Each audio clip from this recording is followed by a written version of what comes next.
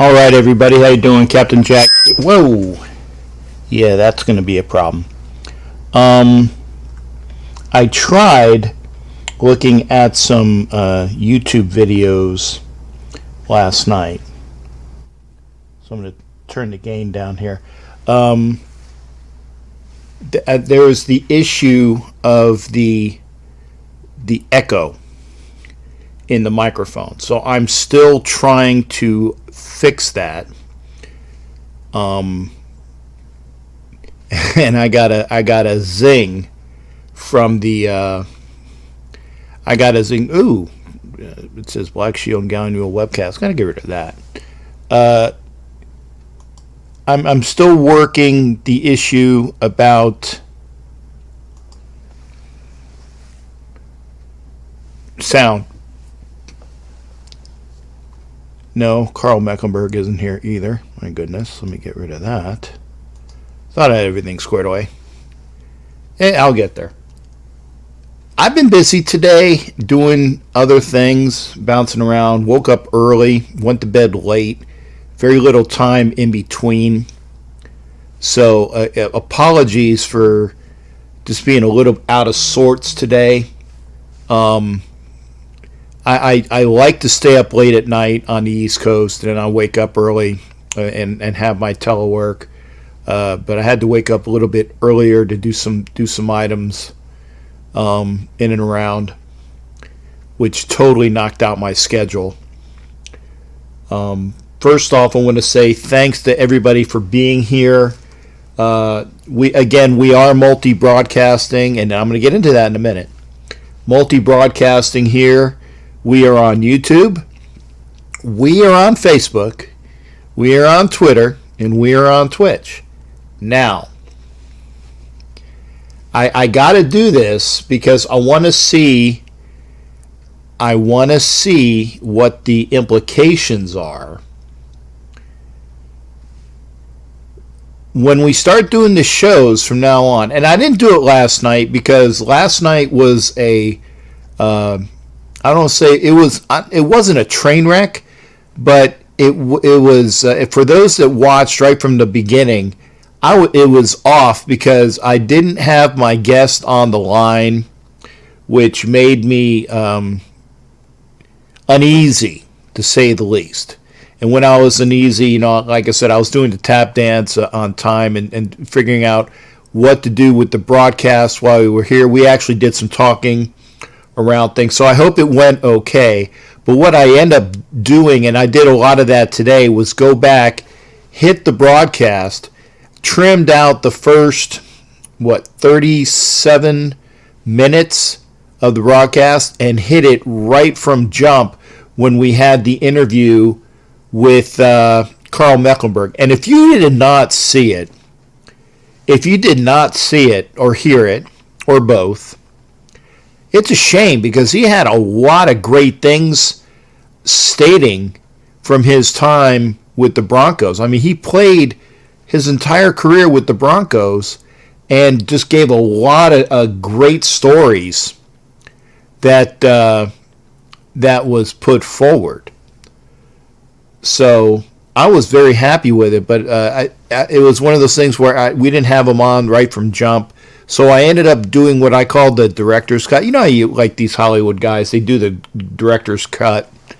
And I trimmed out the first 37 minutes or so of the show, so it went right into the interview. I reposted it on YouTube, and it's going now.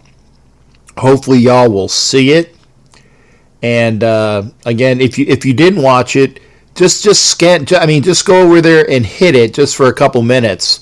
And if you didn't get a chance to see it, obviously watch the entire thing. It's just the interview with none of the song and dance beforehand, which I was really, really happy of. I was very, very happy with it because there was a lot of great stories, and Mr. Mecklenburg was fantastic. Ended up thanking him twice via email, or once via text and once via email, and hopefully that goes. If I ask this, if you all dig what the interview was about, okay, if you all dig what the interview was about, go to his website. It's easy, carlmecklenburg.com. And I'm sure that there is a comment section or just something there. It'd be really cool if you can send him an email saying that you really enjoyed his interview. Because, again, I can say this all day long, and I can thank him all day long, but I think it would be really nice to have people that actually listen to the interview via YouTube or actually that are watching right now. And, Aaron,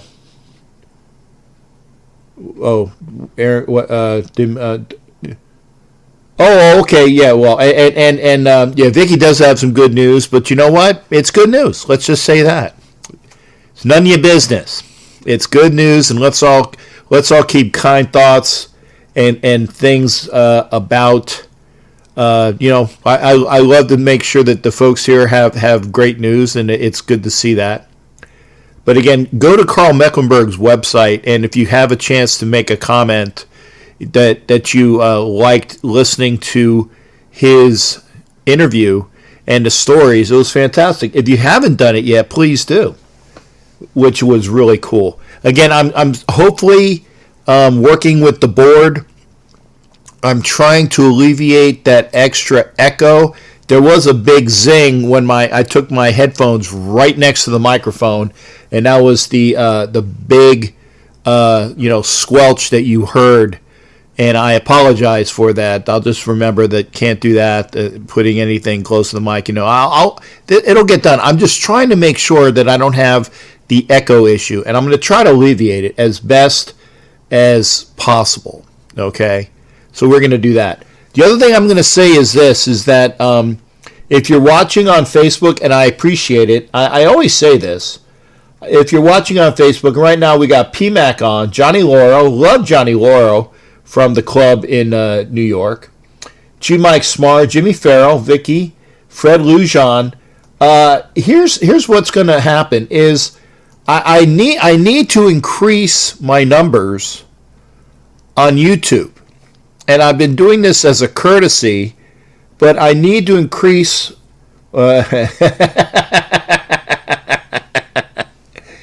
Don Webb, man. Gotta love him. Gotta love him. The zing was your Master Chief in your ass. I'll show that. It was up for review. But again, hopefully you can hear me. I'm away from the microphone. God, it's very good levels. I mean, it's like really loud at times because I can see it turn red. So I know that the microphone is picking up quite well. But I'm trying to see if there's any of that echo issues. Hey, Heidi, thanks for coming in. Again, the folks that are over here on YouTube, the regular cast of characters, you got Jared, you got Don Webb, Logan Moore, who was in and out. Did I say Jared? Yeah, I said Jared already. Mike Sarah, and of course, let's see, Vicky. Love me some Vic. Jimmy Farrell. And I don't see anybody else. If I'm missing, Aaron Cortez, sorry. Don't want to miss you.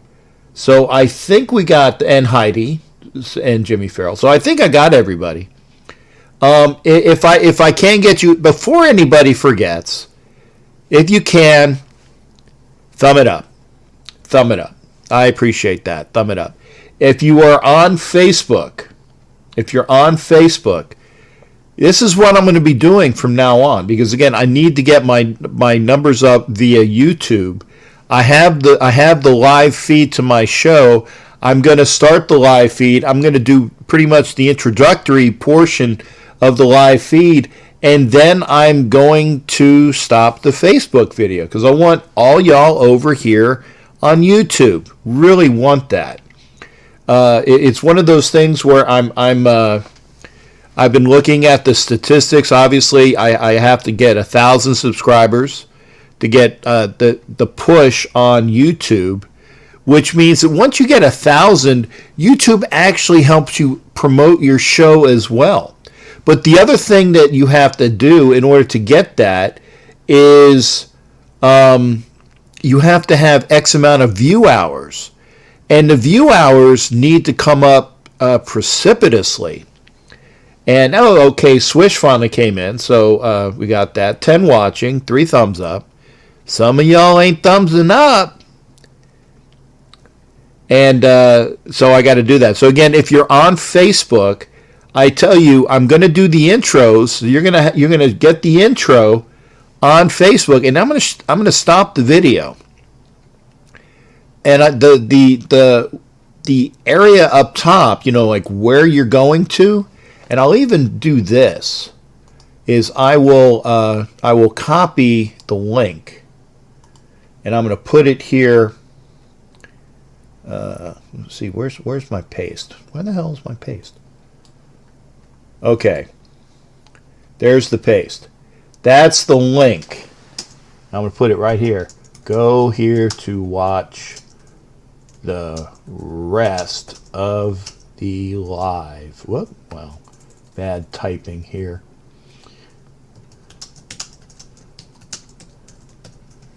Okay, we got that going. So I will, there it is. The feed will be right there. It's going to be, and I'm going to try to do that. I'm going to do that via Facebook, saying, hey, this is where you need to go. I'm going to put it here. Crap. Well, I got the feed there, but it's one of those things where I would actually have to do the editing, and I'll try to do that. I'll try to do that as I can, but we'll do that. Now, lots going on via sports. Again, great news for Vicky. Just say, hey, it doesn't matter. And just say, let's just put it this way. Great news for Vicky. Just everybody say, hey, Vicky, mazel tov, fantastic, congratulations, great news. That's it. It's Nunya. It's just great news, and it's good stuff. And that's all I can say. The one other great thing I can say is that, well, maybe it's not great, but on Sunday, I'm doing a show instead of our normal Sunday call-in. I'm doing a show with Raider Bear, because Raider Bear does his shows Monday through Friday, and it's always kind of hard for him and I to get together. We've never been able to do a show together.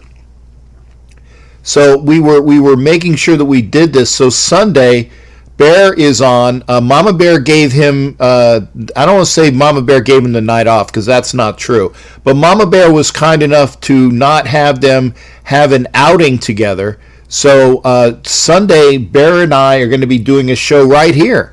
And it's the first time that we've had a chance to actually do a show together, because I'm either commenting or he's tried to come on my show and he hasn't been able to get the phone call in. So we took care of that. We're doing a whole show. And how long it will be remains to be seen.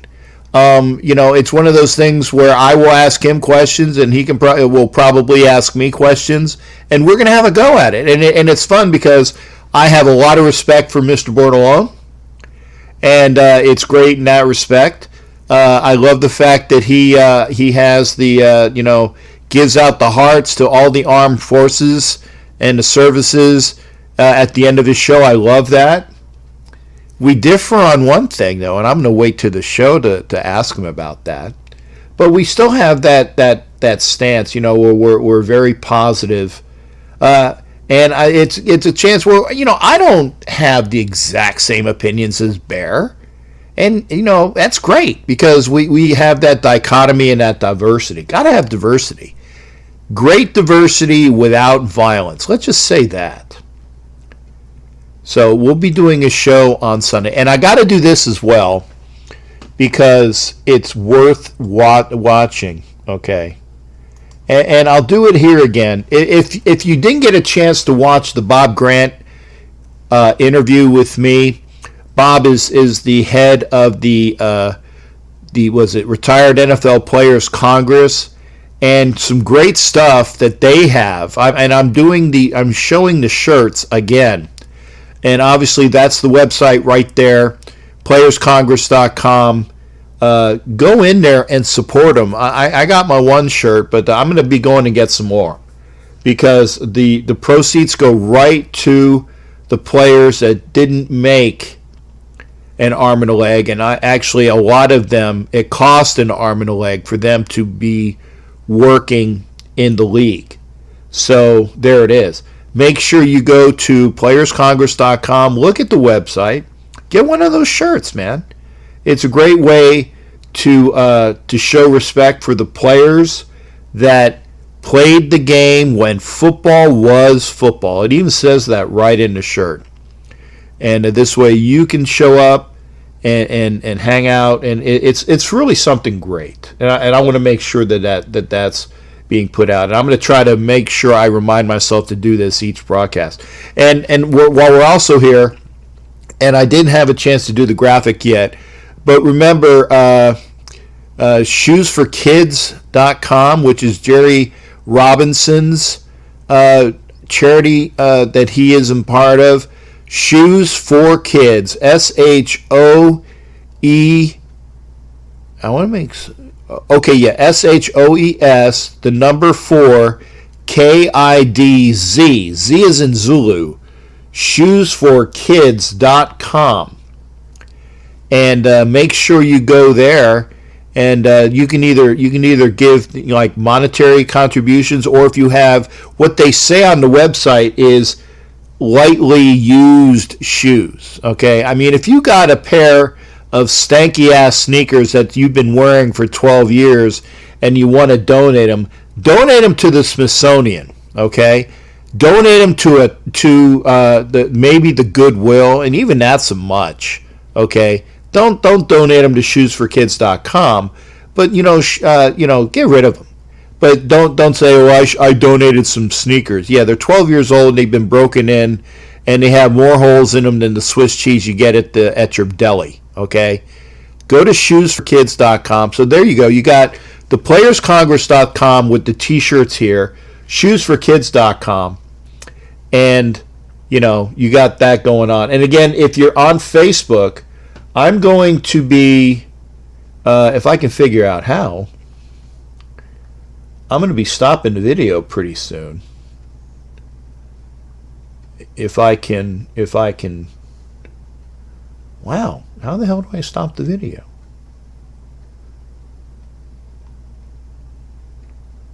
I'm not going to do that full screen. So maybe if and apologies here, because again, we're doing information. And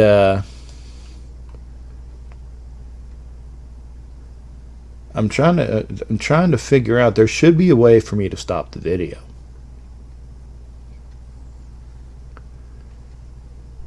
But man, let's put on that.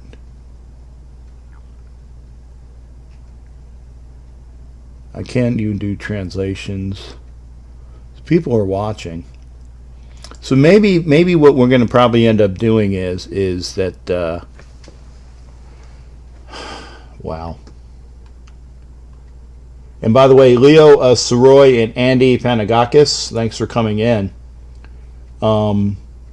Please head on over to YouTube.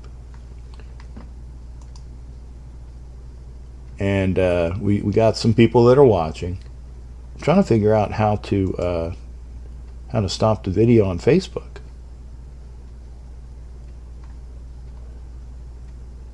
We're going to figure it out.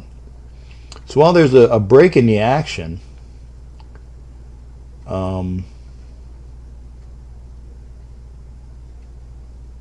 there used to be a way. Do you want to stop the video?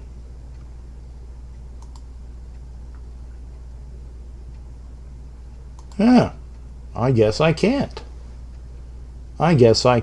So until such a time, we'll figure this out. But I'm probably gonna just go from here. I will eventually figure out how to do it. But I probably will. It's one of those things where I'm probably going to have to stop doing this. Yeah. Amazing. Well, let's not dwell. Let's not dwell.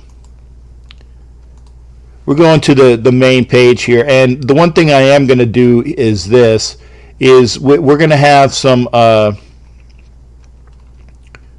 Come on, man, that's not the right area. There we go. I'm going to turn on in a little bit, so please, if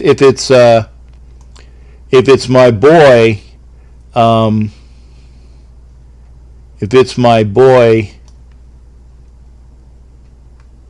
Hot Neil, who came on last night, and I was telling him, I said, "Hey, give me a little bit of some time here, because I didn't want to, because I was talking with Mr. Mecklenburg, and I didn't want to, because I just got him on, and it was great that we got him on, but I wasn't going to have him calling in when Carl called, and he did, but such is life.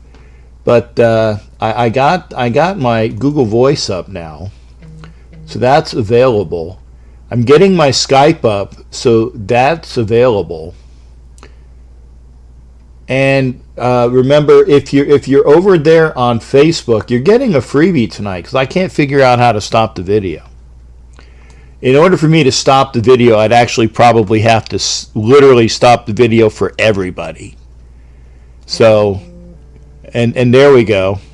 And I got Jared is calling in. I can hear it. Jared, how you? There you go, Jared. How you doing, brother? What's going on, man? Jared. Jared. Hey, Cap, how you doing? Oh, I'm here. good. Can you hear Okay, me? yeah, Cap, how you doing? I can hear you. I had that where it wasn't. I wasn't hearing you for a minute. Um, I was like, man, I hope I didn't do it. Now, by the way, if you guys hear echoes like it's been in the last several videos where there was a little bit of an echoes, please let me know. Anyone seen the inside of the Death Star? The hot boost by the VIP, and that's another thing. There's the videos of the new what do you call it? The new stadium. That's other things to go over as well. So there's things going on, and I know you were talking before we do anything else as well. One thing I will talk about, and by the way, Jared, this is not coming out of your minutes, so don't worry about it. The one thing I will talk about is there's a lot of positivity that's going on with NASCAR disallowing, or not allowing, I think would be the proper term, not allowing the Confederate flags at their tracks. Long time coming. Pretty much put forward by I don't want to say he's the only black NASCAR driver, but what's it, Bubba Harris, I think is his name? I know it's Bubba. So Bubba put it forward, and he has the positivity there. So he has put out the enforcement. It's going to piss off a lot of rebels, but you know what? Such is life. I mean that the Nazi Germany, or I should say the German Republic, when it was West Germany, outlawed the swastikas in the Nazi flag. Bubba Wallace. Thanks, Don. Did I have it right? Did I say it was Bubba Wallace? It wasn't Bubba Smith. But he was Bubba, yeah, okay, Bubba Wallace. So he is the only black on the NASCAR circuit. Okay. So they outlawed the Confederate flag, which I think was overdue. And it's kind of like where you have West Germany that outlawed, anything, the SS symbol, the swastikas, the flag, anything that stated that was outlawed in the country, which was a positive thing, but it's also a negative thing because then it went underground and it became more of a violent type of movement. So we'll see if this is more. I mean, overall it's positive, but you got to take some of the lumps with it. So again, you're not on time yet. Okay, so yeah, the first 3 minutes are on me, so don't worry about that. How you doing there, Jared? What's going on with you, brother? Not much, Jack. I'm doing pretty well. Glad to see the PGA back up and running. However, it was a good day to watch some golf today. However, actually, Colonial on television. It was very exciting to say the least. However, Yeah, I didn't watch any golf today. I was, like I said, I was doing a bunch of other things. yeah, but I was looking at some of the names over there today. I mean, the big story, of course, Justin Rose, of course, is your leader, and then you got guys like some big names there, like Jordan Spieth in the contention, Phil's there, Ricky Fowler, Kevin Na, Billy Horschel, Bubba Watson, Pat Perez, Graham McDowell. But yeah, I watched a little bit of it tonight, however, actually earlier tonight. It was entertaining for the most part, so it's good to see that some semblance of sports coming back. However, now the thing is, though, I mean, you got baseball hanging over their head, however, what's going on? The question is, will they get an agreement done? They're basically on the clock, so to speak, and right now they better realize that they better get something done and better get something done very quickly. Yeah, I was listening to one of the local radio stations here, and they had on. I think it was either Jim Duquette or Dan Duquette, one of the Duquettes, and I didn't get a chance to hear the full interview because I was doing other items. But he put forward that there. I mean, worst comes to worst, worst comes to worst, it's going to be a 50-game season, and that really is trash. I think that the people really need to get together, and they should have at least a 80-game season, as long as they do it now. If they can do 80 games, that at least is, that makes sense to at least have like half a season, not a 50-game season, but that's going to be the worst case effect. We're going to have 50 games, and I tell you what, you got to win probably at least 30 games just to even consider getting into the playoffs. I think 10 games over 500 would just about do it, but I don't know. I mean, can you be like a team that's 27-23 and make the playoffs? Sure, but I mean, there's gonna be a lot of teams with the same records. They're gonna have to figure out. They're gonna have to figure out over the long haul if there's a lot of teams that are tied in the same percentage points. Are they going to do head to head and things like that? Are they going to redo the schedule? Are they just going to put it from this date forward? The schedule is as is. I don't know, but okay. Well, Anna, I'm sorry, Angela. I'm sure it's Angela. As long as she gets the tailgate, and that's one thing that would get me out to Oakland to the stadium. Do they tailgate for baseball as well? I would imagine. But I know some cities do, like Chicago, Boston, and New York would, however. I mean, I know they don't do it here in Pittsburgh. It's such a joke, however. But you just saw last night, we had the Major League Draft last night. They drafted that kid in Boston, New Mexico. I think we're going to like this kid. At least it wasn't a pitcher. But there's certain teams do tailgate. I know the Cubs fans do. I know my girlfriend is a Cubs fan, of course. She tells me that a couple of, I know some Cub fans do, but I know Boston, the Yankee fans really do. Yeah. And I think the Dodger fans do too, out in California. But I just don't know how this is going to go. This is just right now, like I said, the one guy in our local newspaper, they said Major League Baseball owners look worse than ever, and that's saying something. And he's right. I mean, the way it's going right now, he is right. Well, okay, and I'm getting it from both Angela and Anna. Yes, we do tailgate for baseball. That's cool. Hey, ladies, remember I actually had a chance to talk to the ladies the other night after one of the shows, and it was on for late night. Again, I'm a late night guy.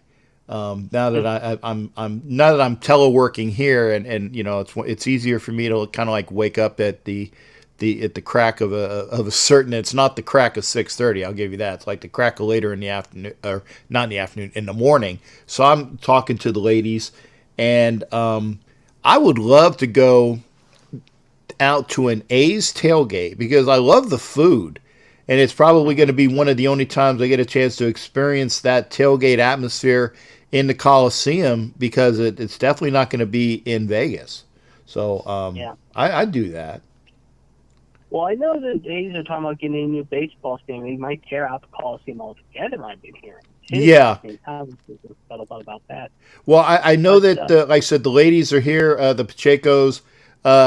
Jared is talking about, I mean, the stadium is there for right now, but there's plans. And again, the only politics that I will talk about on this show is the politics of the city of Oakland, because Yes. they are all effed up. And I don't think I've sworn tonight too, which is amazing. But hey, and I can come out and hang out with the Pachecos. That's awesome. For for a tailgate. If I can do for COVID, if I'm ready to go, I will. But they do need a new stadium. And but here's the thing: if the A's move, and there's always conjecture that they were going to move to that area. I think it was in Jack London area, and that area, and it is. There's the thing, though: the proposed area for that new stadium is I think it's a radioactive place. Yeah. And that's the former naval weapons, and trust me, I know about such things. I know about such things. So I mean, I'll come out. I guess I've been on an aircraft carrier, so I've gotten exposed to some radioactivity, and I've been around shells that have been shot out of a Sea Whiz gun, which actually has the radioactive. It's radioactive shells from the bullets that come out of the guns. You actually have to account for that. I mean, I don't want any more radioactivity. You get it in X-rays, but sitting in a whole game. Now, remember, baseball games are usually about 3 hours long. So sitting in an area, then getting exposed for 3 hours without any protection, yeah, maybe. But I would go out to see the Pachecos. I would go out for the tailgating, and I just might go to a bar away from the stadium and watch it without getting doses of radioactivity.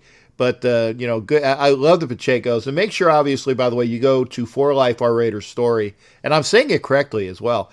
Make sure you sign up for that page. Jared, so no tailgating in Pittsburgh. What's the foods up in Pittsburgh?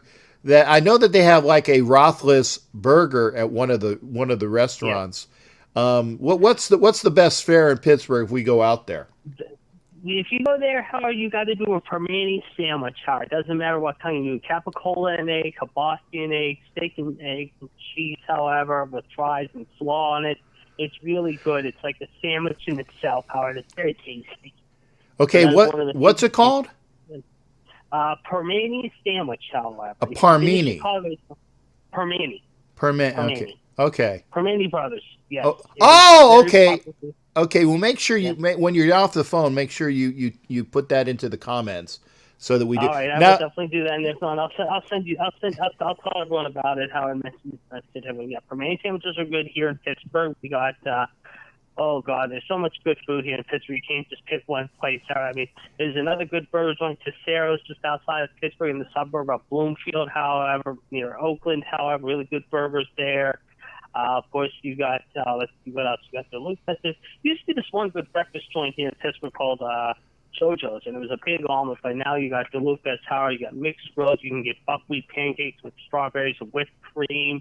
I've ate there. Just these called Vincent Henry. Man, I tell you, Pittsburgh has some good food. Let me tell you. And for those that don't know, I've already told Jared this many times. Okay. Let me explain. If and when I am eligible to travel to Pittsburgh, I'm hanging with Jared, and it's one of those things where the next time I go to New York, I know Jimmy Farrell and Jerry D. We're supposed to make sure I have some great sliced pizza. Love New York style pizza. I'm gonna hang with Jared in Pittsburgh. The only reason why I say this is hopefully is you guys are gonna stuff me, and like the Pachecos are gonna stuff me.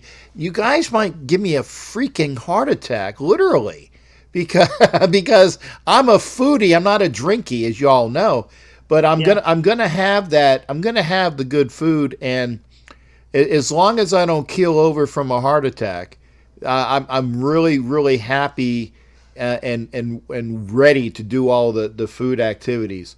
But there's some healthy stuff in Pittsburgh here too. Don't worry, we can get some healthy stuff too. Screw healthy, man. Screw healthy. But no, it's all it's been a pretty good. I mean, for the most part, it's been a decent week for me so far. The weather, I mean, after the weather we had, the heat and humidity earlier in the week, it's starting to cool down now. Finally, it's in the low 70s. The nice comes in. Like I said in the chat, I got a movie on right now. I'm watching running scared. Billy Crystal and Gregory Hines reminded me. I was just telling the guy in the chat. It reminds me of a cross between Freebie and the Fiend and Lethal Weapon. Yeah, I loved Running Scared, and I think I've told the story before that when we lived in Brooklyn, or Bed-Stuy, I think Bed-Stuyvesant is across. It's in Brooklyn, or it's maybe it's Yeah. in. I'm not sure. It's in the area. It was, yeah, because we're in Ebbets Field Apartments, so it's got to be Brooklyn. Looking out across the river, in Bedford Stuyvesant, we lived in the same building as Gregory Hines and his brother, and Oh, that's awesome. as a kid. That's Now, I awesome. mean, granted, I'm literally a baby. I'm like maybe 2 years old, and people Yeah. were telling me this. So, Yeah. and I love that movie. Love that movie. Yeah. I like the part when they're driving, what is it, on the L Holler, and he's yelling, like, get off the tracks, get off the tracks. Like, you got to get the wheel.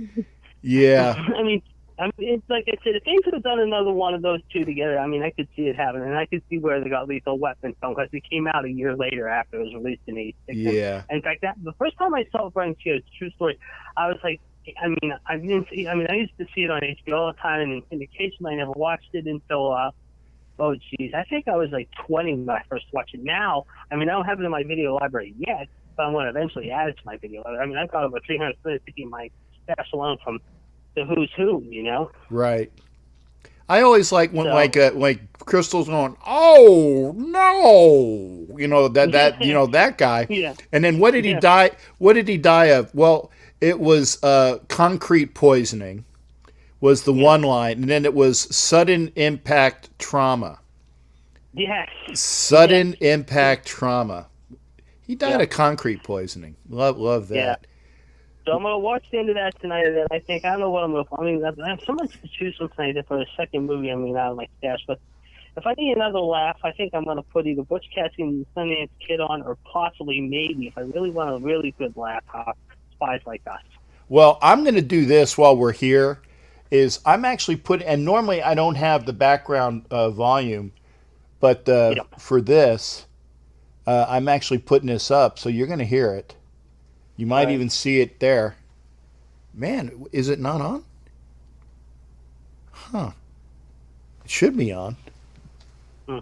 Because you guys are wondering what sound is coming on my. Maybe it's that. No. Okay, there you go. You guys should hear what we're watching, or what I'm watching in the. Oh, did I push it on? There we go. I didn't have the effing thing on. So if you're hearing sound, this has got to be undoubtedly my favorite opening to any. This is my movie. Okay, so you guys are watching what we're watching. We actually have Patton on in the background, and I was wondering why we didn't hear any sound, because I didn't hear the. I didn't There hear you go. the. There's the bugle. There, yeah, the bugle call. And so we're watching Patton for just a little bit, and because the opening monologue in this movie is so wonderful, and it's one of those things that I could. Now, granted, I don't recite it verbatim, but I get most of it. Now, no poor dumb son of a bitch ever won a war by dying for his country. What he did There you was go. make the other poor dumb son of a bitch die for his, and that's about There it. There you go. Yeah. All right, well, I'll let you get back to the movie, and I will talk to you eventually. You guys and everyone in the Radio Nation have a great weekend. Stay safe out there, everyone. I'll talk to you guys soon. All right. Hey, Jared, good hearing from you, brother. Thanks again, man. Always a pleasure. You too. Bye. All right. That's Jared. There it is, right here. Right here. I'm gonna shut up. By making the other poor dumb bastard die for his country. Oh, it's not son of a bitch. It's poor dumb bastard. I actually didn't get that. Always All good to this see. stuff you've heard about America not wanting to fight, wanting to stay out of the war, Bunch of crap. is a lot of horse dung. Well, don't horse dung. Traditionally Love to love fight. All real Americans love The sting sting of of battle. Yeah, the sting of battle. So, when you were kids. and we're gonna go all over admired here. the champion marble shoot, I'm gonna go fast back to runner, the big basic. ball players, the So here we toughest go. boxer. So as we listen to George, and will not tolerate a loser. there you go. Americans play to win all the time. I wouldn't give a hoot in hell for a man who lost and laughed. That's why Americans have never lost And we'll never and lose a will war. never lose a war. Now, remember, folks, this is Because the made very thought of losing is hateful. is hateful. See, I got most of the lines already memorized. And remember, this is at the height of the Vietnam War. The height of the Vietnam War. So who we got on? Okay. Hot Neil, what's going on, brother? Good to hear from you. And I'm sorry that we couldn't have you on last night. I pushed it. Hello, Hot Neil, you there? Yeah, I'm here. Okay, I'll make sure that we do the transition here. Again, I couldn't have you on last night when I understand. No problem. yeah, I mean, and I was like, Hot Neil, no, I got the interview going on, so there we go. So we are watching Pat, and I'll put the volume down so everybody can hear you. What's going on, brother? And you said you had some positive news that your eyesight's gotten better? 100% better, man. Good, good. And I think he's better now. The only thing they told me that I'm gonna need prescription glasses for reading. That's all I need. Good. And this, you had the LASIK surgery, correct? No, the cornea transplant. Oh, the cornea transplant. Okay. Well, there you go. Which is a lot more involved than LASIK surgery. Wow. That's how many people have had cornea transplants? You name it. My father was one of them. My late dad, he Uh-huh. had it. And who else? Even Ronald Reagan had it. Oh, okay. Well, if it's good for Ronnie, it's good for me then. I mean, although my eye, I here's the thing though, as I rub my eye, I have very sensitive eyes. I cannot and will not use contact lenses because I hate the thought of anything going in my eye. Now, I would possibly do LASIK, but we'll You know, see. give a suggestion, Captain. What? It's give a suggestion. When you go to Miami, try to find Baston Palmer Eye Institute. It is the best place whenever you want to get surgery done. Well, here's the thing, though. I mean, obviously, I don't do unnecessary surgery. My glasses look fine. No, I understand, but if you want to get better, like I won't be honest with you, I was wearing glasses for 42 years, Mm-hmm. and when I had the surgery done, I feel like a new man. I feel like I'm seeing heaven again. Now, maybe it all depends upon what TRICARE will cover, and if they do cover What it, insurance do you have? I have TRICARE. TRICARE. I'll find out for you. Yeah, I can find out. because I think that when it comes to elective surgery, TRICARE doesn't pay for that, and it all depends upon cost. Well, It all depends upon cost. If it's not that I'll much, be I might honest do with it. you, on HR for my surgery, if I would have paid out of cash expense, it's $30,000 on HR. 30K, and that was for the Yes, sir. That was for the cornea transplant, right? Yeah, but remember, when they do the cornea transplant, they remove your old lens, the old lens you have in your eye. They do surgery on your cornea and replace it with a new lens. Right. And so now you'll be able to see. The only problem is for 48 hours, you cannot put your head down. You can't put your head down, so how do you sleep? No, you can sleep with your head down. But I'm saying, like, if you're going to bend over to get something, you cannot do nothing for 48 hours. Oh, okay. Well, I mean, whatever. I mean, I can deal with that. I mean, and not bending over because they don't want the blood to rush to that area. I can Exactly. see that. Yeah.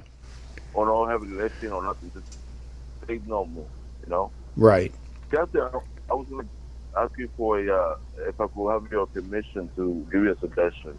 Sure. You know how you said in your show yesterday you were waiting for like 15 people to come to your show I was. and do the radio prize? For So, like, yeah. They're trying to get my subscriptions up because I want to give out the Right. prize. Yeah. yeah. How come you not try at least for, give something else instead of that helmet? You can give something else. try to be content to 11 people come to you, and then we could move on to the next price. Well, because That's small fun. I get that, but here's the thing. I set the bar, and I said when we get to 1,000, I'm gonna give away the Marcus Allen helmet, which reminds me, Right. if I want to put that, since we're talking about it, let's do this. It's just a suggestion, Captain. Please don't Yeah. take it wrong. Oh, damn it! I hit the wrong area. So I get it. I get it. Okay, cam shot large because I did the wrong. Oh, I don't have that there. Oh well. Anyway, yeah, I don't have the one view, but oh well. Here's the thing, and I get it, but I want to do things methodically. Excuse me, man. My dinner is coming up, so apologies for me burping, folks. I had leftover chilies, so it's like the fajitas and the chips and the dip. So so hopefully that's the only sounds you guys hear tonight is me burping. I don't want to get into that. But I get it. But I'm willing to wait, and I figure we'll get there. We'll get there at 850 because I had these marks. It was at the 700 mark, and then the 1,000 mark, and then right in between is 850. So that's what it is. Now I'm hoping that we will get folks to do that. Oh, we had our flyby thumbs downer, so everybody can say, let's say. I might as well fuck you, asshole. There we go. That's to our thumbs downer. So I got my thumbs downer for the evening. Whoever. Anyway, and we kind of I think we kind of all know who it is. I actually put out the information via YouTube and said, "Hey, how do I get this guy off my page?" And oh yeah, well no, Ange, no. We went over this last week. Is when I get it. I get one freebie. I get one freebie from that person giving me a thumbs down, so I can get like one FU, and I don't have to drink. So that's my freebie. That's the only freebie I get. Is because of that person. Now, if I do another swear. Then no. See, Vicky, no. I get a freebie on the thumbs downer. Now, if there's any other swearing, then I have to take shots. So I get a freebie from the gentleman that pisses me off, that gives me a thumbs down for no reason. So go ahead there, Hot Neil. But So, yeah. another thing I was going to tell you is that what was it? I think it was last week when you had a show also. You had somebody on Facebook, and I'm sorry I go to your Facebook page once in a while. No, it's hey man, I don't pretend to have anybody that has to hang out on somebody's page for a while. So yeah, man, I don't, dude. I got like almost 5,000 people that are friends. I don't have the time to go peruse everybody's page. So you don't have to apologize for not being on my page. No worries, man. So I went into your Facebook, and there was an asshole there saying shit about the Raiders and you. And guess who it was? It was on my page? Yes.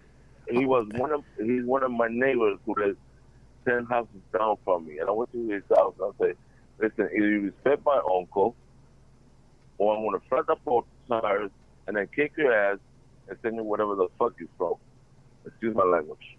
No, you said it was on my Facebook page and they were talking about the Raiders? Yes, sir. Okay. Does he have the initials TB? Yes, sir. Okay. Well, here's the thing. I have that person blocked. Yeah, but he still gets in your page. I don't know how. He's probably a hacker. Okay, if he is on my Facebook page and because I don't see it because I have him blocked. Captain, I want to tell you something. I have somebody blocked, okay? And I don't know how in the BS he got into my page again. and Huh. unblock them. So, Also, Captain, I have a page in Facebook called Raider Nation Soldiers. You can check it out too, and everybody here in Raider Nation too. huh. But I got if it, see, I thought if you block somebody on Facebook, they can't get into your profile. If they know how to get into your profile, especially professional hackers can get into your personal page. They can. Trust me. It doesn't matter if you block them. They know how to unblock themselves. Well, so they were on my page, my Captain Jack page, or my profile page, or my Captain Jack page. No, you Captain Jack. When you go on, like you go on live right now here in YouTube and Facebook, they know how to get in there. Not in your personal page, but in, like we're talking right now, yeah, they know how to get there. Huh. Well, then that sucks because that's why I thought that if you block, I took care. Don't worry about it. yeah. Don't worry. Well, so they were saying bad things about the Raiders and me, which is amazing because they're a Raiders fan, and if they're talking bad and hey, can you do me a favor, Hot Neil? Can you show me that? I'm going to try to get information how to do that. I'm going to show you. Yeah, I mean, if you can take a screen capture, I would appreciate it. So, okay, no. Yeah, take a screen capture of that because this is something that I could use because again, if his initials are TB, then that gives me the ammunition to call him out and say that everybody here, I'd like you to go on his page and say stupid stuff about them. Because I know it's childish. But that pisses me off. That's what you're supposed to be able to do on Facebook is to block people so they can't get into your page. But the problem is Facebook is not equipped with that much, and I'm sending a memo to Facebook sometime next week because they gotta have a program that a hacker will come and hack into your page. They could block them. There's a website or a program out there you can do that. Okay. Yeah. Well. So what I'd like for you to make a screen capture of what was said, if you can. Okay. I won't try to find it. Yeah. But remember, you were laughing one time when I say this. Remember, we got wannabe Raiders out there. Remember, wannabe means people that want to be like us. And they're not real Raiders. They're not fans like us. Right. Okay? He's a troll. And me. Out there. He's a troll. So, he's a childish troll who's in his 30s and acts like a 12-year-old. Captain, with all respect that I'm on your show. Yeah. There are a bunch of assholes there. I'm sorry, there's a bunch of assholes out there. Yeah, well, it's people's fun. And again, his initials are Tango Bravo, correct? Yes, sir. Yeah. Okay. Make a screen capture of that, and this way send it to me. I'm to see it. Yeah, please do. Yeah. Hey, thanks for calling in, Hot Neil, and I'm glad that your eyesight's gotten a lot better, brother. Yes, sir. Yes. Oh, I forgot to say one thing before I hang up. Okay. Keep me in prayers because I'm going to surgery in 2 more weeks. Okay. Well, blessings to you. Make sure that you take care of yourself, and we'll keep kind thoughts. Okay. So when I get out of surgery, I'll come back to your show. Okay. All right, Hot Neil. You take care, brother. Hey, Captain, put me in your messenger how to get a patch from you. Patches will be for sale. I got to get to Angela there, Hot Neil, before I lose her. That I had to say goodbye to Hot Neil, and I will have patches for sale when I get them. And Miss Pacheco, hopefully you're here. How you doing, honey? Hi, it is me. How are you? I'm good, hon. Let me go to the large screen here, because that this way nobody will try to. What is it? Nobody will try to knock you out. So what's going on, Miss? And by the way, folks, for those that are wondering, Angela Pacheco of the head of the crew of For Life Our Raider Story is joining us. Thank you for being here. Yeah, thank you for having me. I don't, is there a specific topic or are we just chatting? We're chatting. I mean, like I said, we're chatting about whatever we got going on, man. Because, I mean, if for those that want to know what the movie is, obviously Patton is playing in the background. I had to do the beginning of it. We don't have a lot to talk about, so this is always a chat by the caller driven show. So I talk about what people want to talk about. Now I have subjects, but I mean I put those out normally in like either the interviews or when I'm going to have my podcast. I'm going to drive that, but I like to hear what everybody else has to say, which is why I like to have the phone calls.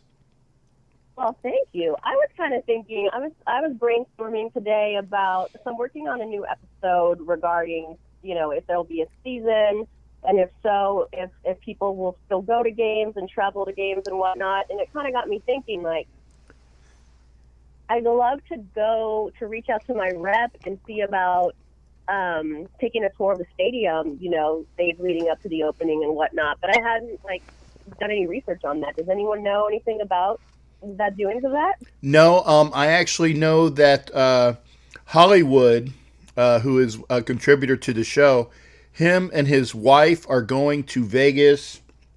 Actually, as we speak, he's flying into Vegas, and he's going to give me a call tomorrow. Because he's going to try to get over. He's going to try to get over to the stadium, take some pictures in his gear, and show everybody that as well. I'm sure you know Hollywood. Hollywood and Laredo, or LA Raider.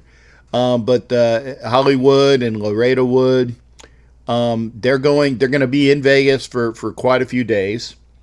And so I told him, I said, hey, go over and ask, because it is mid-June practically. I mean, it's going to be mid-June on Monday. And then we don't know anything.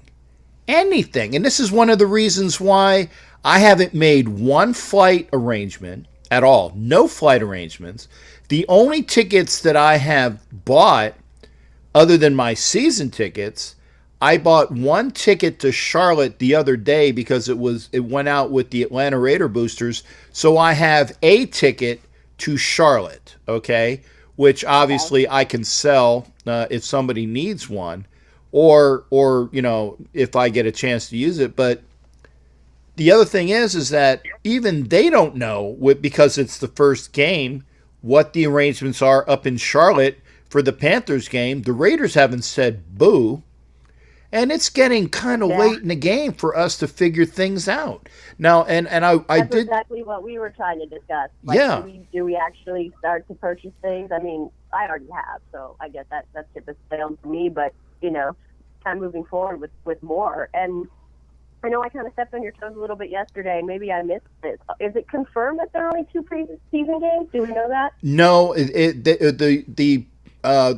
and it wasn't you stepping on my toes. It's just like I had only X amount of news to put in, and I was giving you I was giving you like an air slam. It's like, yeah, lady, just take my shine away. I only have so many things to talk about.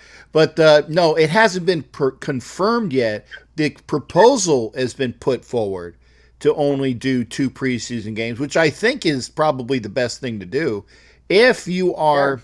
If you are doing your working out, and if you're doing all the things that you're supposed to do as a athlete in this day and age, okay, you got to be above and beyond. Okay, now granted, this is only going to hurt people that have transferred to other teams and rookies. Okay, because the other people that know the system, that have played in the system of whoever that they are going for, they have an advantage, a distinct advantage over somebody who's coming in early or coming in and just learning. Now the other people that it's going to hurt would be teams that have had coaching staff changes because you don't know what the new coach is going to be doing. You don't know what the new defensive coordinator is going to be doing because it's new.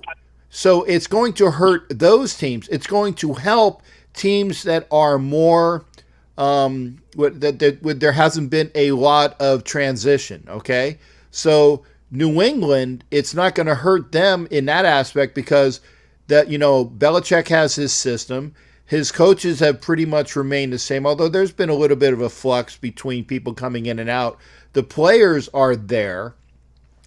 The only people that it's going to hurt is whoever is coming into, since we're talking about the Patriots, whoever is going to be coming into New England and trying to learn the system because they don't know the system. Okay? Right. So that's what it's going to do. And actually, I saw something from JT the Brick. I wasn't able to click on it, but it was two famous or high name. I didn't quite remember if it was famous or highly renowned quarterbacks seen in and around New England. Okay, so I'd like to see it, but then again, I was just getting here, and I said, well, I'm just going to open up the phone lines because I want to talk about what people want to talk about. So, and I know I apologize for being long-winded. The proposal was put forward. It hasn't been voted on yet, to my knowledge. I see. I think to that point, though, that you just made with the rookies needing the time to practice and get to know the team and whatnot. Now that you mentioned that, the first thing that came to mind was Russ, and it seems that the Raider Nation has put a lot of pressure, but the bar is high for him to perform well. And, if he's missing out on key practices, the preseason, maybe that could affect him. And who did you mention? Because unfortunately, I didn't quite hear it. Oh, I specifically said Ruggs, Ruggs. For me. Okay, yeah, I didn't. I thought I heard the R. I thought I might have heard Robertson, the D-back. So no, Ruggs. Here, yeah, it's gonna put pressure on them, but here's the thing: if you are a first round pick, you're gonna make the team, unless you're really, really effing up. And I think remember, the only players that have not made the team that were like high draft picks for the Raiders, mind you. I mean, I know it's happened to other teams, but I remember I think it was DeLawrence Grant about a decade ago was like a high draft pick that did not make the team. He was just outright cut. And, so it was, and again, I'm going back about a decade. I remember the name. He was out of Georgia. And he played like he was a tweener, he was like a defensive end, outside linebacker type of guy. And he was drafted by the Raiders, and he got cut. And it was one of those things where people were not expecting it, but it was maybe he was. Yeah, and I wasn't even thinking that he would get cut. Actually, I was just thinking that he maybe losing those practice would hinder his performance a little bit, and I think expectations are high for him. Oh yeah, and that is true. And by the way, ladies, there was a picture of a chick in a bikini. If you didn't catch it, that's probably the only smut that's been in this movie. It was a poster. It was a pinup girl from the magazine Yank, which was a wartime magazine that was made in England. And I didn't quite catch the girl's name, but I remember her being a very famous pinup poster girl. And that's the only smut you're going to see out of Patton for the next 3 hours. You don't have to worry about that. So yeah, it's gonna affect Ruggs. It's going to affect the rookies. And in fact, Bear was even talking about it on his show last night. He's not a conspiracy theorist, but have you noticed that the last week or so there's been quote unquote poster board material, with Ruggs getting injured, and with Bowden, with Bowden's house being taken. I can't quite get the not ransacked, but investigated by the DEA, and Oh yeah, I read Yeah. that this morning. They ransacked his house. They found guns and Yeah, yeah. guns and ammo. And he wasn't arrested, but he was put in handcuffs and outside the house.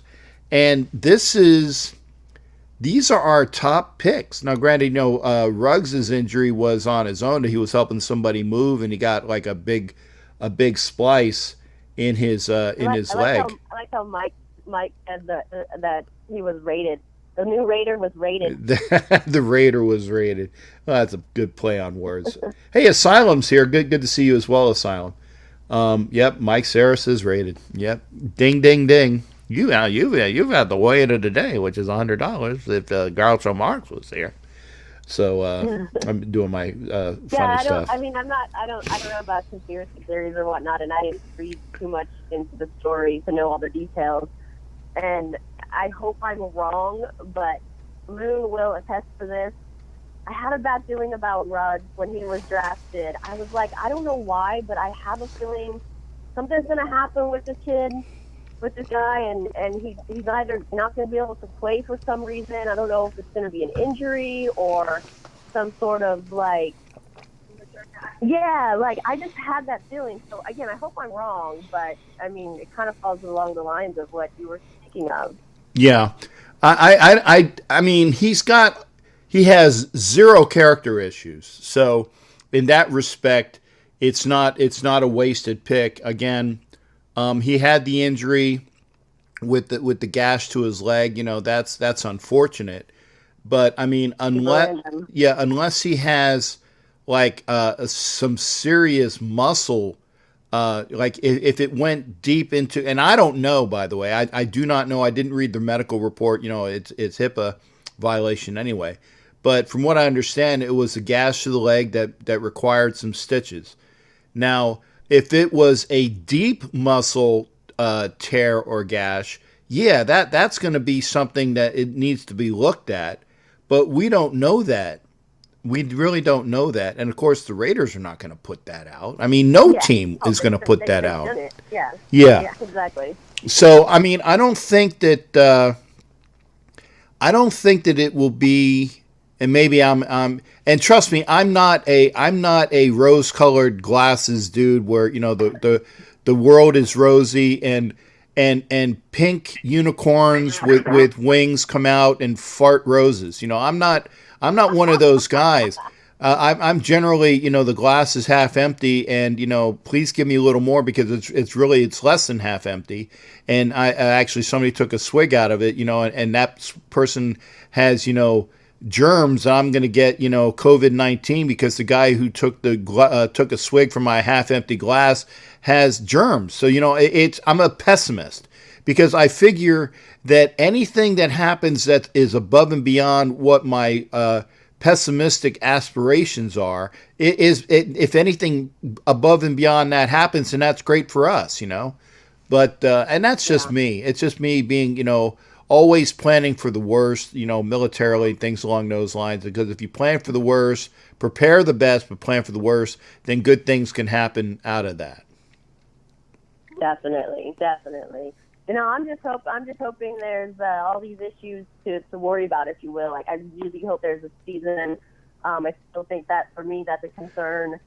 I'm still planning accordingly. I still have my tickets and my flights and my everything planned. But I've seen other things getting canceled for August through October, and I'm starting to get a little concerned.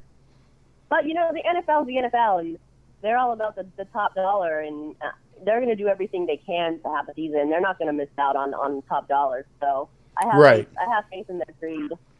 Yeah, and like I said, I'd like to know exactly what's going on because I put forward this information a couple weeks ago where I was listening to my buddy it's the incredible the ultimate Packer fan, Wayne Sargent, good friend of mine. That's who I stayed with when I went up to Green Bay this year, and he was putting in one of his Facebook posts about how the season tickets holders up in Lambeau, they're basically been told that they're going to be spread out, and they're going to have like a lottery for who goes to the games.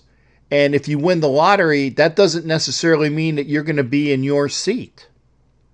Because they have, yeah, there you go. Because they're going to have a plan for the seating, and it doesn't mean that if you win the lottery, right? Because they have That's to, insane. right? So they have to spread out these people, and I'm like, well, that sucks. And I got to get with Wayne to hopefully he'll be on my show, and talk about that, because again, that's the first iteration of anything coming out. And the reason why I'm pretty sure the Packers were first is why? Because the Packers are the only team that's owned by themselves. Owned by the fan, but yeah. Right. So nobody else has done that. But this was put forward by the Packers. And again, I applaud him for even pushing this forward, because I want to talk about that. The Raiders and 30, yeah, the Raiders plus 30, because that would be 31. Yeah, the Raiders plus 30 other teams, to my knowledge, nothing has been said to anybody. Okay? So I want to know. That's crazy. And I want to know too. And I mean, how would that even work? Like, especially with the brand new PSL holders, you know, how are they going to tell me I can't come to a game without not only reimbursing, say, our ticket for that particular game, but like a percentage of our PSL money? Right. And that's the other thing. I don't understand how that works. Yeah. Right. And it's like, so you're telling me that, okay, if I win the lottery, that's great, but that means that I'm, or they're going to say, okay, you have, there's 8 home games, and they're going to say, you have qualified for, let's say, 5 of them, okay, which would be great. I mean, it's over half. But I said, okay, what are you doing for my tickets that I'm paying for on the other 3 games? Right. Are you compensating me? Yeah. And that's just the game tickets. Did you, when you did your PSLs, did you do it over a longer period where you're paying interest on it or whatnot? No, we paid ours. Ours were a lower price PSL, so ours we didn't. There wasn't like I forget. We had it was like 2 payments, but there wasn't an interest. Right, something right. Like that. I don't remember the exact details. Yeah, I paid off my PSLs over 3 years, so I wouldn't have to pay interest.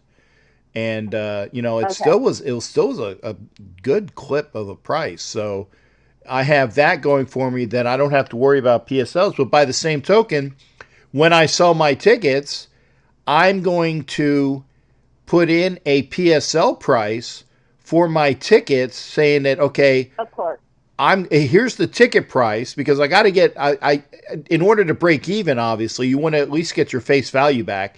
Then you have to put in a percentage of your PSL price, okay? Then 100%. Exactly. I tell people that, like, friends that want me to hook them up or something, I'm like, I won't price gouge you. I'll give you what, kind of the going rate. But I mean, yeah, I have to account for PSL. And even then, it would be the fees on StubHub or whatnot are outrageous. So they'd probably still be able to save a little money, and I would be able to recoup a little money. Yeah. And that's just the way it is. I mean, I'm not, and when I put my tickets up for sale, I actually went to the website, because I did it through Ticketmaster, and I was looking around, and I found prices for tickets that were in and around my section. I mean, I don't know exactly what, because obviously if the guy next to me isn't selling his tickets, I don't know what that would be worth. But I found tickets in the section that I was in, and kind of gauged the price that was being bantied about. And I put my prices at about what that was. I mean, that's not gouging. It's taking a scientific wild ass guess. And obviously, exactly, nobody has bought any of my tickets because you would get a notice, hey, these tickets have been sold. So nobody has bought any of my tickets, and those are some high ass price tickets. I'll let folks know that. And well, I think what that said is people are just uncertain right now. They don't want to spend money if they think a game might not be played. So I think people are a little hesitant on purchasing these tickets. Exactly. Also. Yeah. So Exactly. once it gets closer to actually the games being played, I think the tickets will sell out pretty quickly. Yeah, we'll Or find out. resell Yeah. out pretty quickly. Yeah, and see that's the other thing is that I'm going to have to maybe I think I might take my opening game tickets off the market because I want to go to that game. I really do. But if my tickets sell, then I won't have any tickets for the game. So I might take my opening, but because I don't want to lose money on the opening game, but by the same token, I want to give myself an opportunity to go to the opening game. So I'm kind of not wishy washy, but I'm kind of going back and forth on what I'm going to do there. Why would I take a shot? I'm right there with you. I don't know. That's what I was asking. I was like, shot, what? Did we cuss? I didn't think I cursed. I don't think I did either. Yeah, I don't think I did. So, but oh well. Chap did. He said Chap did. Oh, I missed it. I didn't even hear it.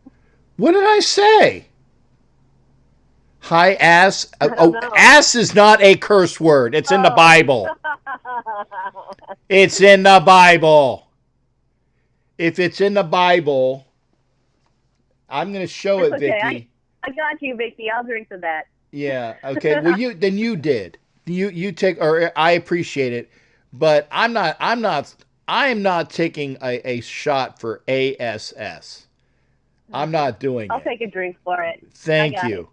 Okay. I mean, I understand, the S word, the F word, well, I know that the words that were, I know that the words like the 7 words you can't say on TV and radio from George Carlin, let me see,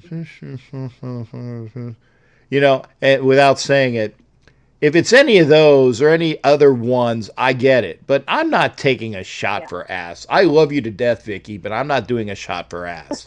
If I'm taking a shot for ass, it's because I'm getting You just said it like 10 more times. Yeah. And the other thing is, if I'm taking a shot for ass, I better be getting a shot of ass. Let's put it that way. Now that I will take a shot for. Okay. Well, Captain Jack, before I get knocked out here, I just wanted to just can I plug right quick? Yeah, go ahead. Say what you need, hon. So we kind of touched on the discussion tonight, but we have a new episode coming out. It's actually not an episode. I'll call it a special segment coming out this Sunday, and we discuss the environment of the COVID-19 era and travel, and if there will be a season, and what we're intending on to do and how we're going to carry on. So if everyone wants to tune in and join the conversation, the video will be up on Sunday. For Life Our Raiders story. If you haven't already subscribed, please do. We actually hit over 600 subscribers today, so yay us. Hey, you guys are cruising, and it's like, as I was alluding to earlier in my show, and I don't know how to stop my YouTube feed because I was talking to you about, I was going to do like a promo on Facebook, and then stop the video. I'm probably going to have to stop the feed via the multi-stream and do that second camera and then stop it, because I think that's the only way I'm going to be able to do it. So that I'm going to have to go back to what I was doing before. So oh well. For sure, no freebies, Captain Jack. No freebies. This is their last freebie. This is their last freebie because I haven't been able to figure out how to stop the stream. There should be a way for me to do it. I just haven't figured it out yet. I will. Yeah, you will. Yeah. All right. Well, thank you for having me. And like I said, tune in on Sunday, and hopefully there's a season. Let's go Raiders. Let's go Raiders. Now, when is your show on Sunday? Because I do my show with Bear on Sunday too. Yeah, no, ours is totally at a different time, I think. So we went off of the format since there isn't football.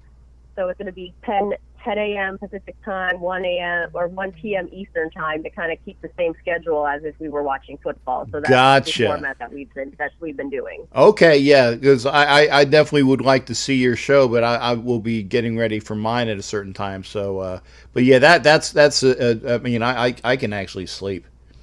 Yeah, I Right. can Yeah. I Yeah. can sleep and then get up for your show and then go from there.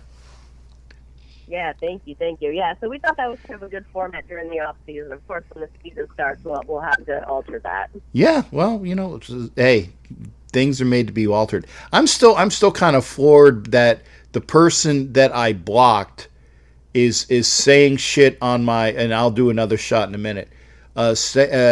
Saying s on my Facebook that I can't see because I have him blocked, but he's still on my Facebook saying stuff about me, and that I don't like. That I do not like. So that's upsetting. Yeah. Don't let them upset you. You know, hater. This is my thought on that. You know, you haven't really made it till you have haters. Yeah, but I get it. He's a hater, but I hate childish people that are ignorant. I really it's one of the I hate ignorance. Just the people that are ignorant get me so effing mad. They do. They make me so effing mad that I wish to come to blows. And I know that that's a personality quirk. It shouldn't bother me, but it does. It just ignorance makes me mad. Ignorant people totally piss me off. I feel you. It is frustrating, but you know, we love you. Well, I appreciate that. I'm loved by some really great ladies. Between you and your mom and Vicky and all y'all, you make me feel good. It's great. No, G Mike, he's a Raiders fan. He's an a-hole. He's an a-hole. G Mike could say, is he a Queefs fan? No, he's a Raiders fan. And he don't like me. You know what? But he is an a-hole. He's an ignorant a-hole. But enough about him. You know I'm what? giving enough price. You know what it is. You know what it is. I think you're too sexy for him. I'm too I'm too sexy for TB. Too sexy for TB. He can kiss my A. And I didn't say the A word. There you go. I didn't say it. Vicky But I can't drink tell. anyway. You could have a drink, a shot for my A. There you go. You're drinking a shot for my A. Get it? Ba-da. Anyway. Hey, take care there, Angela. Thanks for calling. I heard Mom in the background. Hi, Mom. Hey, I'm great, honey. I'm glad that you both came in. I love hearing from both of you. So anytime you want to do, you can do a speaker call for both of you, or you can call in individually. I love it. Okay. Sounds good. She's my hype woman tonight. Okay, well, don't get too. You knock it. I'm trying to make sure people don't get super drunk off of me.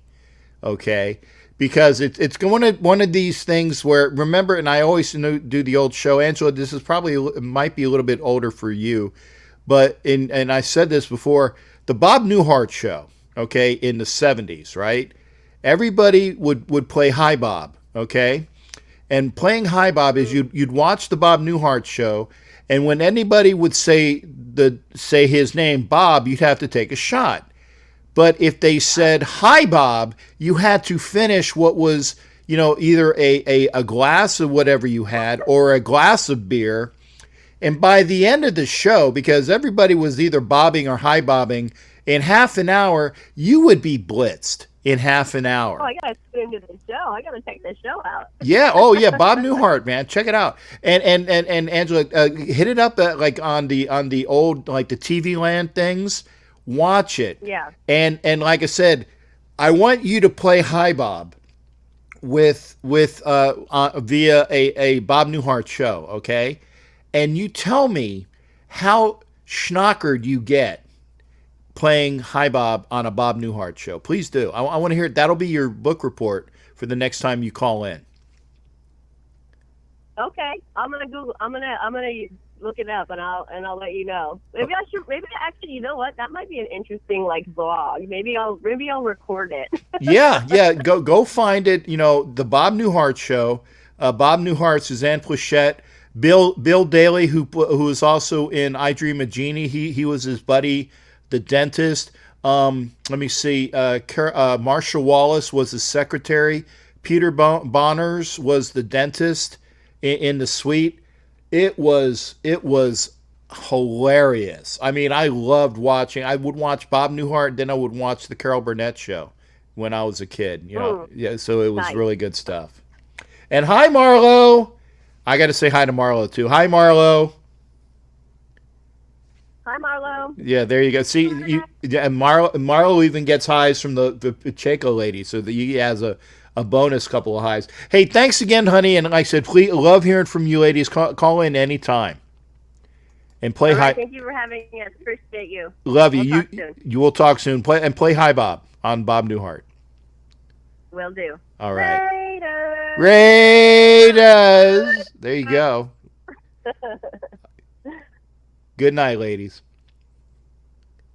That was Angela Pacheco. Mama Anna was in the background. Love hearing from them. And we were talking feasible things. I mean, it was relevant. By the way, Asylum, I was right. There's 32 teams in the NFL. So if it's the Raiders and 30, that's 31 because we're talking about the Packers. So the Packers are 1. And I said, other than the Raiders plus 30, only one team has put out a plan. So I get what you were saying. There's 32 teams in the NFL. You said there was 31. But you had to do the math because 32 minus 1. Raiders being the minus 1.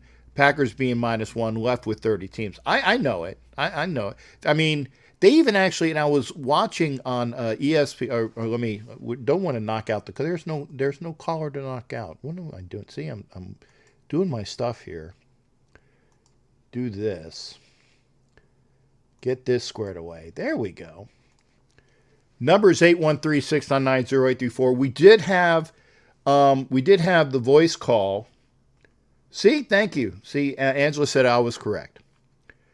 We did have a voice call from Angria. Did it via Skype. So if you do want to do Skype, and I mean, I might want to make that larger, but Captain_Jack_Rackham. Okay. And so we can do the Skype calls. And what I think we might have to do is if Bear and I do a show, and Bear's calling on my show line. Oh, this is where the guy gets killed. Doing play-by-play here on Patton. Patton Zaid just got killed. I know, Matt, you got it. There are the Raiders and 31 others. That is true. There's the Raiders and 31 others. So I was making sure my math was correct. Yeah, Dick, he was a captain. I can't remember what his last name was. Carl Malden just says shows him. This is this battle that we're watching, by the way. The American Army actually at Second Corps, where Patton is in charge of the Second Corps, they got their, I'm going to say it, and I'm not taking a shot for it. They got their asses kicked in Kasserine Pass, okay, in 43. It was shortly after Operation, I think it was Torch. I believe that was Operation Torch was the landings in North Africa. Somebody can look that one up via Google, so I don't have to do it. But I believe it was Operation Torch was the Allied landings on North Africa. They were landing. They were landing in mostly areas that were French colonies.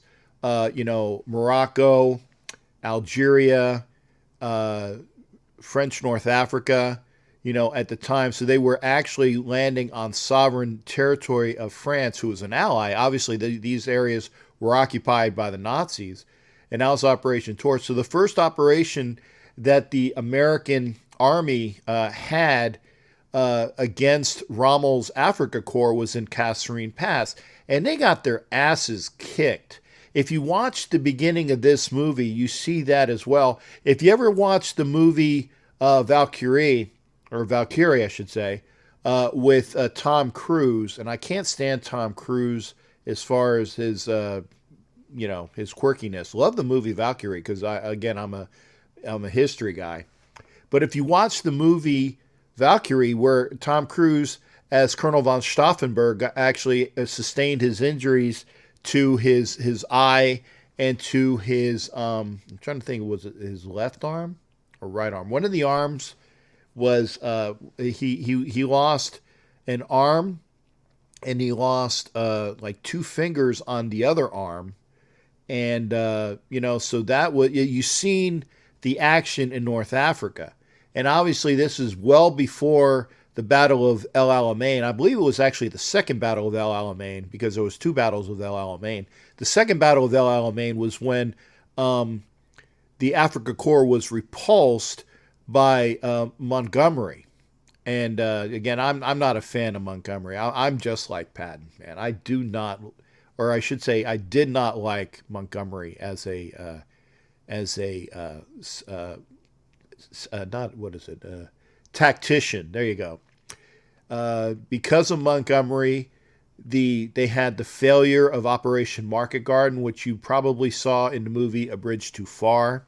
The failure of Operation Market Garden led directly to the Battle of the Bulge. So again, as a military historian, I put a lot on Montgomery. He really screwed things up. And Matt Moreno said Rommel was no joke. And actually, Rommel was actually involved in the July plot that they went after Hitler, which is why Rommel took suicide pills when given the opportunity. He was offered, basically, he said, you can kill yourself or you can come to trial. And he did not want a trial because he was such a well-respected hero inside Germany that he knew that it would cause a lot of upheaval. So he committed suicide, and happily his wife and kids were spared. So there's some history. And I mean, that's what we got going on here on the You Don't Know Jack About Sports. If I love history, like I said, I'm a history guy, especially military history. That's why I love the movies. So we're sitting here, we're pining for sports, we're pining for things to watch, all of the great things that we're looking for. There's upheaval in the country right now, and I want to say thank you again to For Life Our Raider Story with that positive message that they put forward of, let's have solidarity in the United States. Let's have people, doing all the positive things that we have. Let's stop racism. Let's stop police violence. And I'm pro-cop. I'm definitely pro-cop. I am. But having said that, there needs to be a stoppage of police brutality, and I'll say that all day long. We got that. Hey, we have Houston Steve came on the phone. How you doing there, brother? What's going on with you in Houston? And by the way, Steve, I did get your message the other day. I'm hoping things are looking up for you, brother. And I hope. I said we all say some good things, and we all keep you in mind. A friend of the show, Houston Steve. How you doing, brother?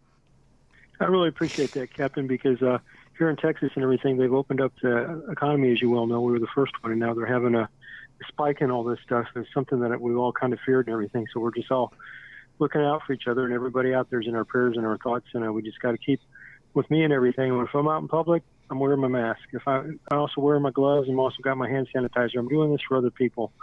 And it upsets me because the people that aren't wearing a mask are being selfish instead of thinking about other people. I can't say that for every person, but anyway, I'm off my soapbox, Captain. But I just want to say, I hope you and your family and all the listeners out there are all in good spirits and thinking positive. We got to keep our immune systems up. We have to have our vitamin D. We have to have our vitamin C. We have to have our zinc. Was what I was reading, and also elderberry. They said we only use elderberry juice if you start feeling the symptoms. But it's we're all going to get through this. We're all looking out for each other, Captain. What say you? I hope so, and I bet you there's a run. I bet you there's a run on elderberry. I bet you can't find it in any of the stores, because once the word gets out that all of the medicinal, natural medicines that you can use, I bet you if I went online and went to elderberry, it would be hard to find. Every time I hear elderberry, I always think of Monty Python. I don't know if you know this, Steve. The old line is that I felt in your general direction, and you smell, and your parents smell like elderberries, or so. When he's doing his French accent. So every time I hear Yeah, every time I hear elderberries, I think of the Monty Python. I felt in your general direction, and you smell like the rancid elderberries. So there's I love my it, Captain. there's my French Monty Python for you. You guys can't get entertainment like this anywhere, man. You This got, is and priceless, Captain. it's price, and you're paying not a dime. You're not paying a Right. dime for it, and you get me doing bad French accents. That's awesome. So that Jacques Cousteau and what's his name, Peter Sellers and the Pink Panther and Oh, Jacques that's Joe Lucet. Monk. Yeah, Yeah, man. Oh, such a, love that. And oh, they've had a lot of the I saw a lot of the original was on, Peter Sellers. I've actually, even they had the Steve Martin ones on, and I mean Steve tries and he does okay, but you can't beat Peter Sellers doing Inspector Clouseau. I am Inspector Jacques Clouseau of the French Intelligence Department, and whatever, I'm going to, now I'm going to mix in Tagalog with French. I ain't going to screw it up. But I can do accents as wear. And so, I yeah, tell you what, wear your mask. You got it. I will. I was going to say, Captain, that was excellent. We would, you and Angela and everybody else out there, we all make perfect spies because everybody's, as Raider fans and everything, we put our, as being a fan, we put our heart out on our sleeves and everything. And it's just, we have so much passion for our Raiders. You're saying, what are we doing during all this? I find myself watching NASCAR, and I'm not a NASCAR fan, but I understand why You got to people watch are. something, man. Yeah. Hey, hey, No, hey, Steve. I hate this. I hate to put that. And I'm not going to take this off your time. Matt Marinovich, thank you. I didn't get the quote exactly right. Okay, I did have the I felt in your general direction. That is correct. But the correct quote, and I thank you, Matt Marinovich. Your mother was a hamster, and your father smelt of elderberries. So there it is. So that's the direct quote. Thank you, Matt Marinovich. I appreciate it, there, shipmate. Go ahead, is, Steve. I had to say that. is any relation? That's not Todd Marinovich's father or cousin or anything? No, It's actually, yeah, Marinovich. Matt. No, Matt is related to the Marinoviches. I have Yeah. asked him about that. He is a Marinovich. I don't know Wow. Yeah. exactly what lineage, but he is a relative, a cousin, I believe. There you go. Hey, you know what? You're asking what people are getting through during these times and everything. I tell you what it is, Captain. It's listening to your show. It's watching the videos with the Angela and all the great fans, her mom and everybody's putting out there. Seeing the tailgates La Familia and everything. I remember you know this, Captain. You go out there. The reason why we go out there is to see our family, and our family is our Raider family and everything. And the game is the cherry on top of the sundae, because some of these people. You only see them once or twice a year, but when you see them, it's like going to your high school 30th reunion or 20th or whatever Yeah, man. landmark reunion it is. It's something amazing. Well, no matter what they say about the NFL, I know they want to go corporate and all this stuff with the casinos in Vegas, but it's not going to be like Oakland. I hope it is, but I just have to be cautiously optimistic. But as Raider fans, we're going to have a tailgate, whether it's out in a parking lot of Denny's or whatever it's going to be, or some hotel parking lot, well, or somewhere, some park. Like one of the things we miss. I know they're talking about Santa Maria and everything, and I wish I could go to that, but Boca Chica is off the books now too, probably, isn't it? I'm sure it is. I'm sorry. I apologize, Steve. I was looking at a comment, so I missed some of the things that you were saying. I was talking about. I know you were talking about the possibility of the tailgating. Yeah, Right, it's not going to be what it was. It's not right, going to be what it was. But I tell you what, I guarantee you that the fans are going to get together and do the best they can to make the best of a situation that is in front of them. I mean, they're going to do what they can, okay? right, And right. it's not, there's never going to be anything like Oakland. And I even said that last night when I was talking to Carl Mecklenburg. I don't know if you got a chance to, and good night, Vicky. You take care, and Marlo as well. We're saying good night to Vicky and Marlo. And great, and I'm fantastic news your way, Vicky. I'm very happy for you. Um, what was it? Oh, the tailgates. I even said to Carl Mecklenburg, I said, "Sir, you missed out because he played his entire career when the Raiders were in Los Angeles, and great stories he had, by the way, fantastic stories." And Sure. I said, you missed out because you didn't get a chance to go to an Oakland game and get the atmosphere of an Oakland game of the tailgates and just all of the fans there. It's different. Oakland is different than L.A. Okay, it was the fans. They're all Raider fans, but there is a vibe that's different in LA than it was in Oakland, and I can attest to that. I never got a chance to go to an LA Raider game. I didn't, but I know that the vibe is different. And Mecklenburg, if you missed it, Mecklenburg was telling how Dan Reeves' wife was mugged and her jewelry was stolen in L.A. So that's when Carl told people, yeah, his family said, "Hey, no, you're not you're not going to go and see me in L.A."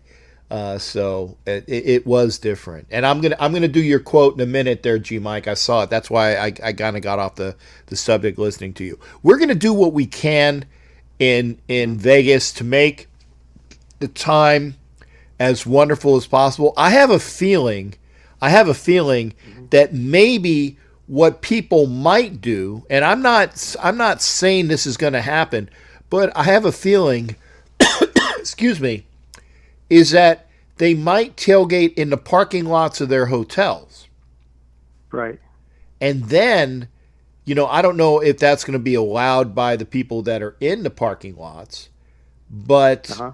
I think that they're going to do whatever they can, or maybe they're going to find an area that's away and have like a big carnival type atmosphere that we're doing. And I think that they're going to do what they can.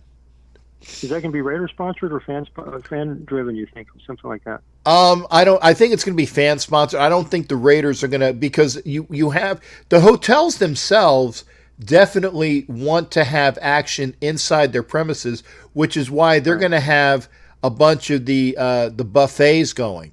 And yeah, Right. I mean, I can see that, and I'm a food guy.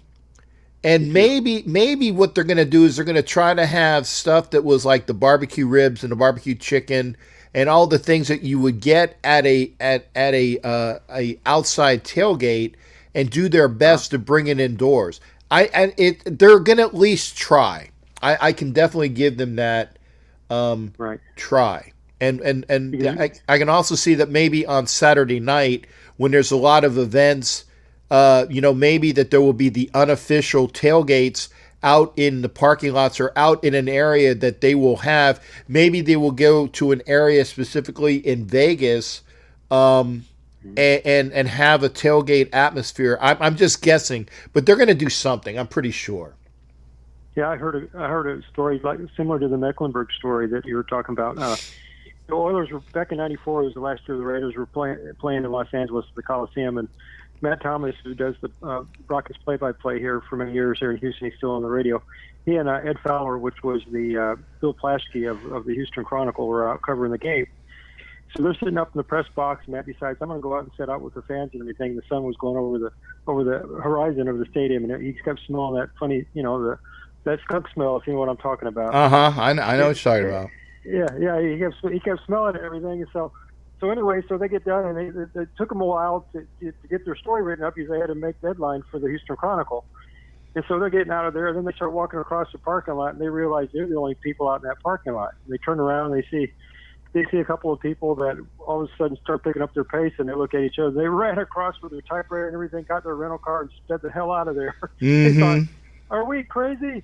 We had to get this story to make deadline and everything, but it's similar to the Mecklenburg story, and you've heard about games at the LA Sports Coliseum and the Rockets when what's his name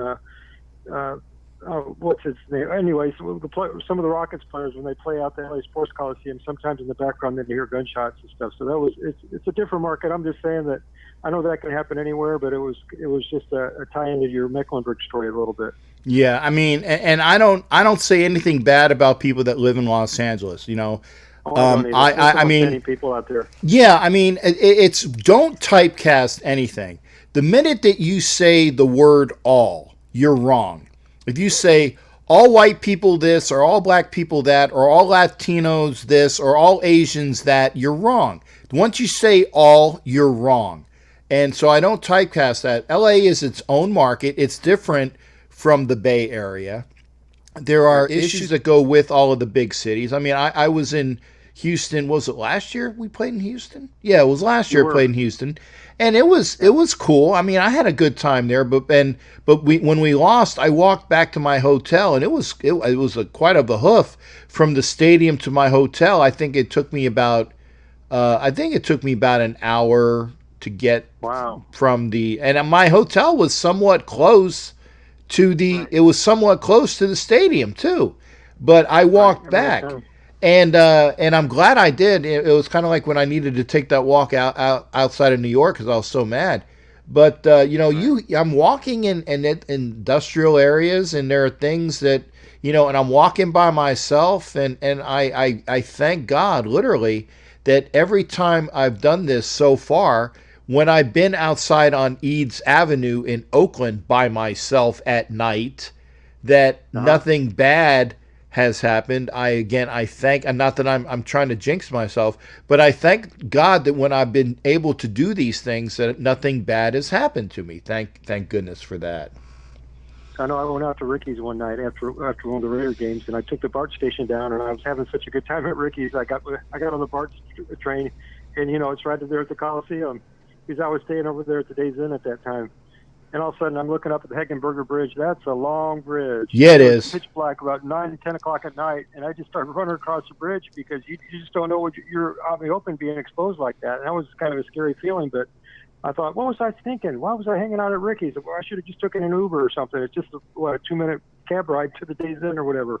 Well, actually, I remember that I actually learned.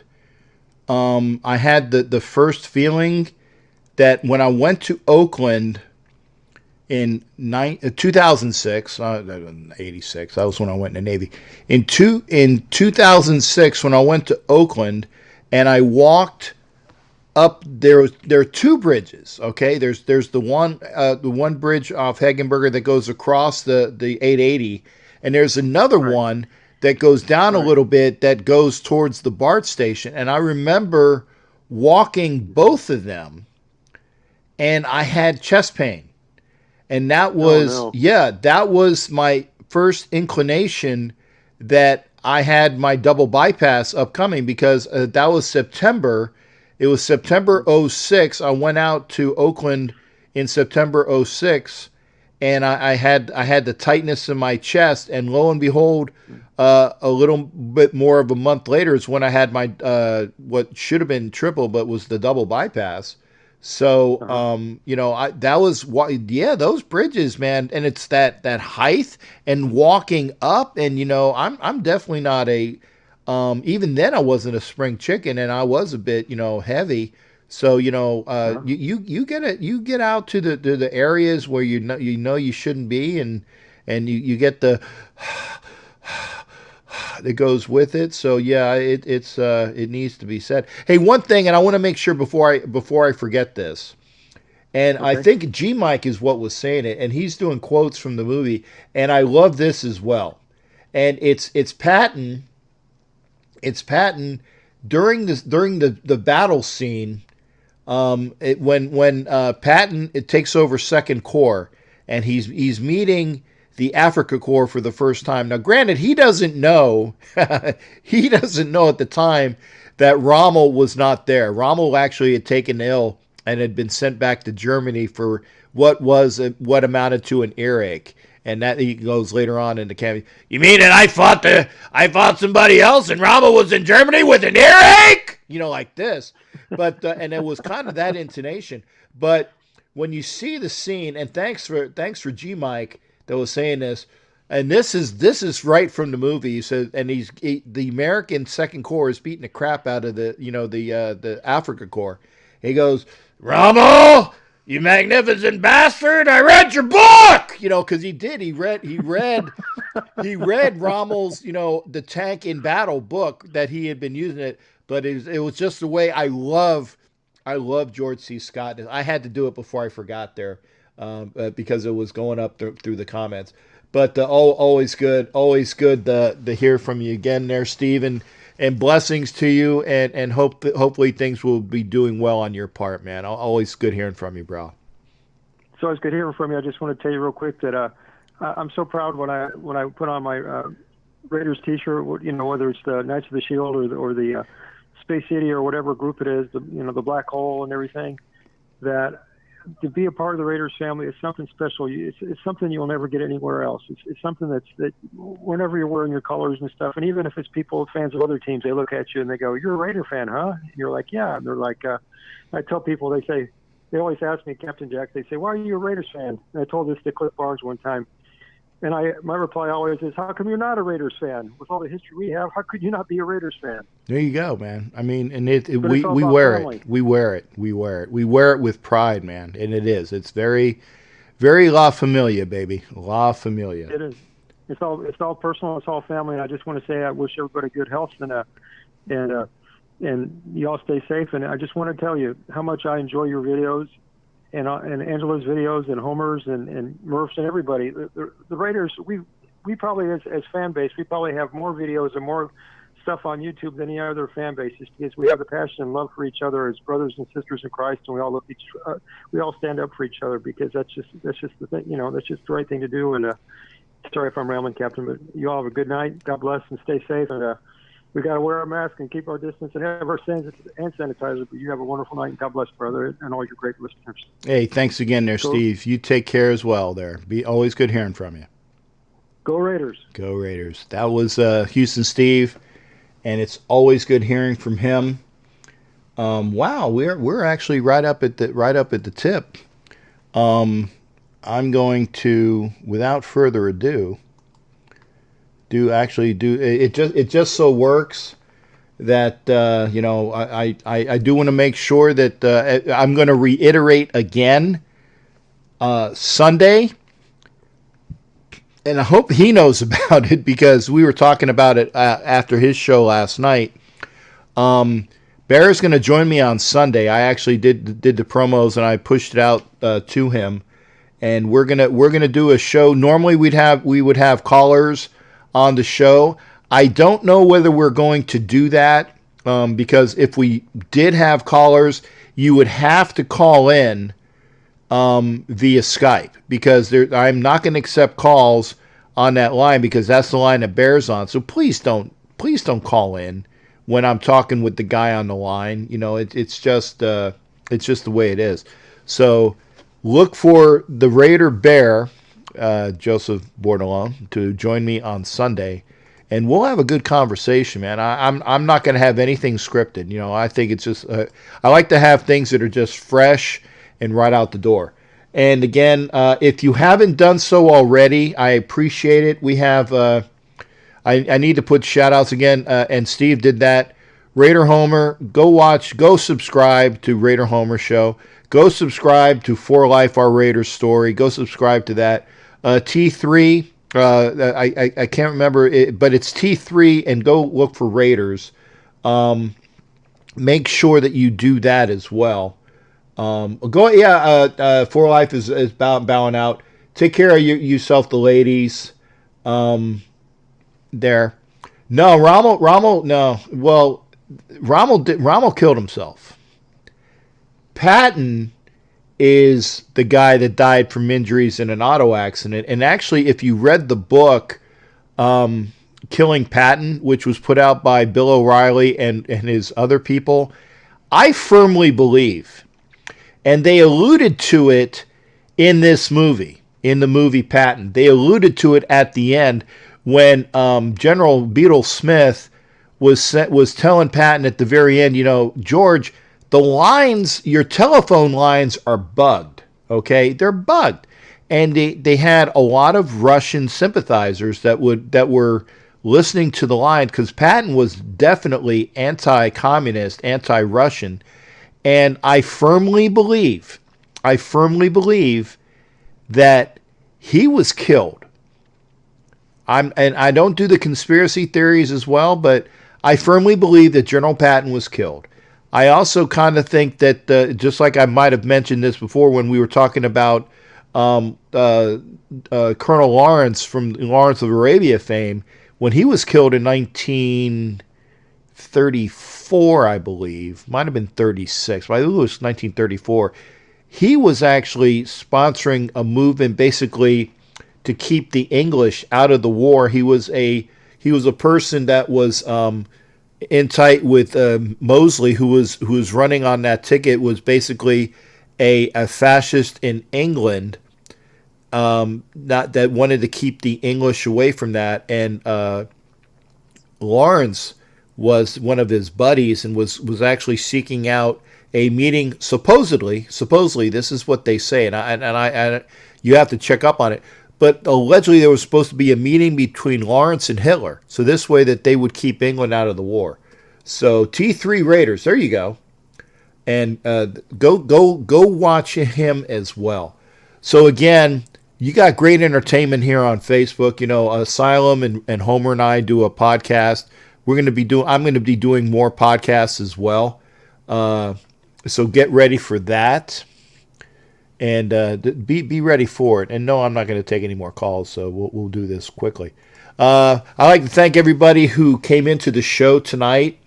If you are watching right now, and I appreciate you do that, I need to get my hours. I need to get more hours put out. So if you can watch, and even if you got something to do, keep your phone on or keep your computer on so that it keeps going, because it's by hours viewed, if you can, because I want to get the capabilities of being a that YouTube will help push the product, and this way, it will go out. They'll actually help me out because we'll have more Raider people know about it, and I'm going to be doing streams. I'm doing podcasts as well.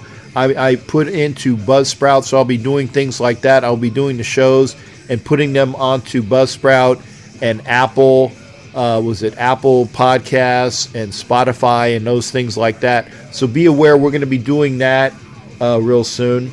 Thanks, Matt Marinovich. Everybody head on over to see the bear. I'm going to be going over there in just a little bit myself. We'll see, and remember, Raider Bear will be with me on Sunday. So we'll see everybody here Sunday. Thank you for being here.